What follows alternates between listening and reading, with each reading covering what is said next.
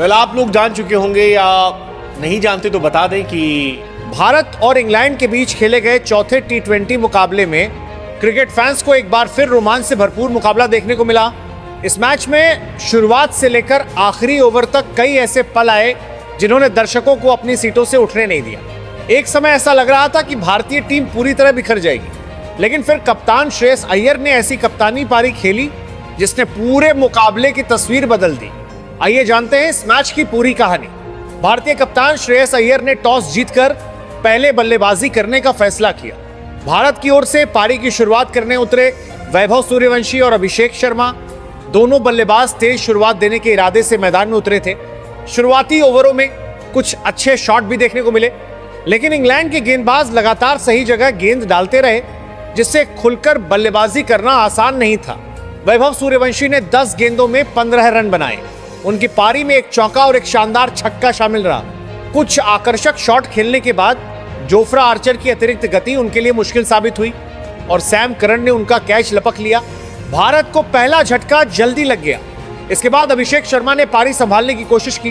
उन्होंने कुछ अच्छे स्ट्रोक लगाए, लेकिन वो अपनी लय में नजर नहीं आए। 14 गेंदों में 16 रन बनाने के बाद आदिल रशीद की चतुराई भरी गेंदबाजी के सामने वो भी टिक नहीं सके।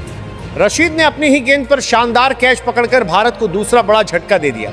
अब टीम की उम्मीदें ईशान किशन पर थी। सभी को भरोसा था कि वो बीच के ओवरों में तेज रन बनाएंगे, लेकिन उनका दिन भी अच्छा नहीं रहा। वो केवल 6 गेंदों में 4 रन बनाकर जोश टंग की गेंद पर आउट हो गए। लगातार 3 विकेट गिरने के बाद भारतीय ड्रेसिंग रूम में भी चिंता साफ दिखाई देने लगी। उस समय स्कोरबोर्ड पर रन कम थे, विकेट ज्यादा गिर चुके थे और इंग्लैंड पूरी तरह मैच पर हावी दिखाई दे रहा था। ऐसा लग रहा था कि भारत 140 रन तक भी मुश्किल से पहुंच पाएगा, लेकिन यहीं से कप्तान श्रेयस अय्यर ने जिम्मेदारी अपने हाथों में ली। उन्होंने जल्दबाजी नहीं दिखाई। पहले विकेट बचाने पर ध्यान दिया, फिर धीरे धीरे स्ट्राइक रोटेट की और जैसे ही ढीली गेंद मिली उसे बाउंड्री के बाहर भेजने में कोई गलती नहीं की। श्रेयस अय्यर की बल्लेबाजी में आत्मविश्वास भी था, धैर्य भी था और परिस्थिति के अनुसार खेलने की समझ भी साफ दिखाई दे रही थी। उन्होंने इंग्लैंड के गेंदबाजों को किसी एक योजना पर टिकने का मौका नहीं दिया। कभी चौका तो कभी लंबा छक्का और बीच बीच में शानदार रनिंग के दम पर उन्होंने भारत की पारी को दोबारा पटरी पर ला दिया। दूसरे छोर पर शिवम दुबे ने भी कप्तान का बेहतरीन साथ निभाया। उन्होंने 23 गेंदों में 22 महत्वपूर्ण रन बनाए।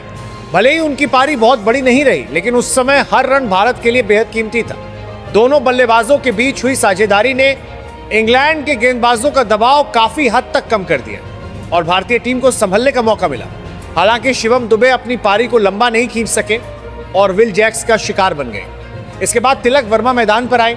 उन्होंने आते ही तेज रन बनाने की कोशिश की और 8 गेंदों में 11 रन बनाए, जिसमें एक शानदार छक्का भी शामिल था, लेकिन बड़े शॉट की कोशिश में वो भी अपना विकेट गंवा बैठे। अब सारी जिम्मेदारी एक बार फिर श्रेयस अय्यर के कंधों पर आ गई थी। उन्होंने आखिरी ओवरों में शानदार समझदारी दिखाई, स्ट्राइक अपने पास रखी, गैप में रन निकाले और मौका मिलते ही बड़े शॉट लगाकर भारत के स्कोर को लगातार आगे बढ़ाया। श्रेयस अय्यर ने केवल 49 गेंदों में नाबाद 80 रन बनाए।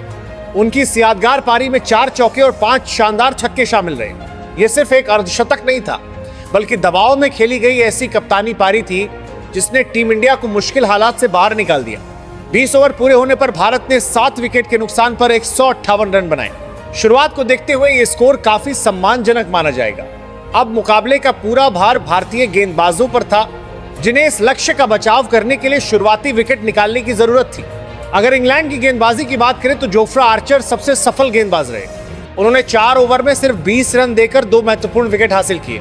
जोश टंग ने भी 2 विकेट लेकर भारत पर लगातार दबाव बनाए रखा। विल जैक्स को 1 विकेट मिला, जबकि आदिल रशीद ने भी अहम सफलता हासिल की।